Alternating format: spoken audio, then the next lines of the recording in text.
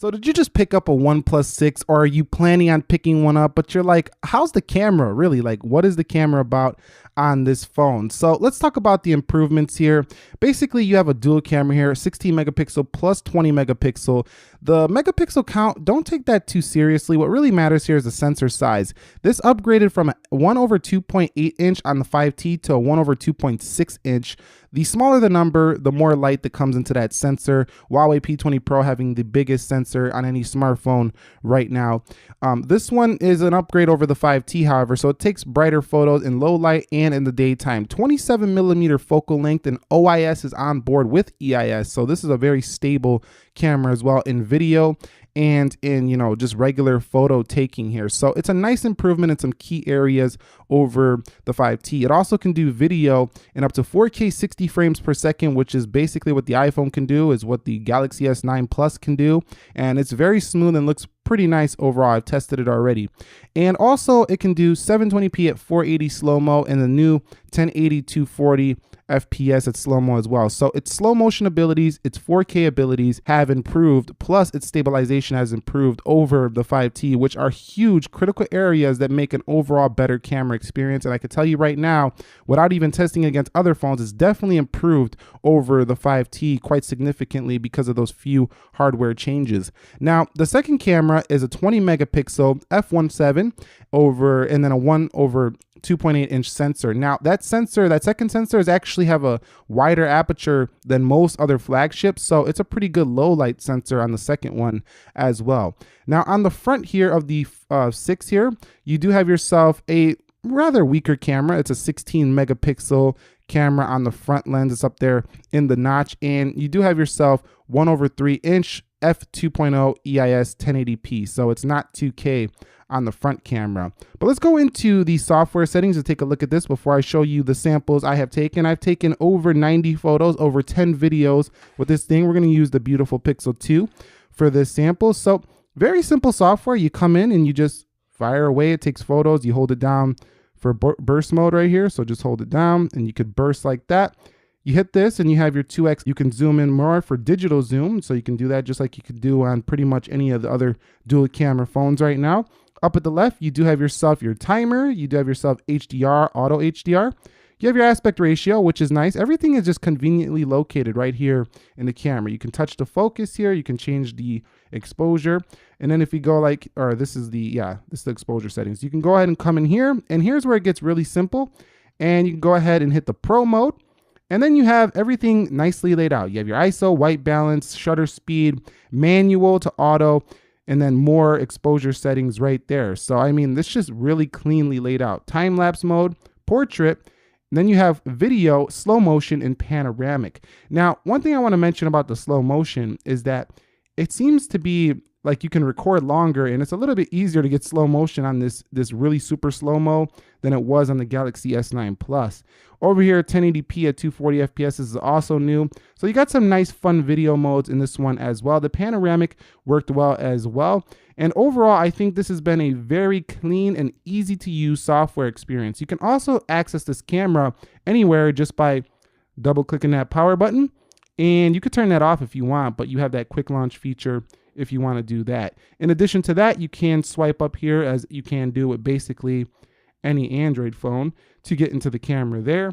And you can also take photos with the power button or the volume rocker, excuse me, as you can do with basically any other phone. So it's a really nice, easy to use camera experience, but how does it actually perform in the real world? Like I say, I shot like well over 90 photos. Let me go to the gallery so I can show you what I'm talking about. I shot over 90 photos in the past couple of days, and I've shot over 10 videos. So there's plenty to see in here. I'm going to show you the samples right now. Thank you all very much for watching. If you enjoyed this video, click the like button for me. And if you're new here, subscribe for more. Be sure to leave your thoughts and comments on the samples here. Enjoy.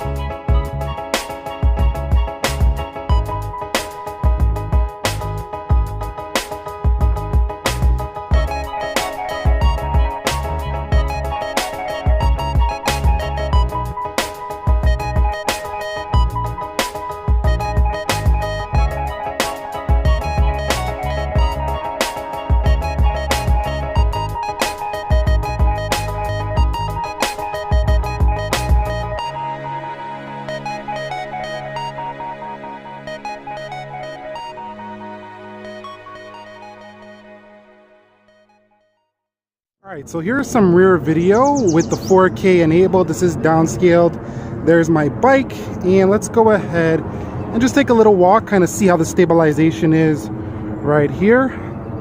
And you could see from the viewfinder, it looks a little bit wobbly, but not too bad. Let's go ahead and take a zoom in here on my bike right there.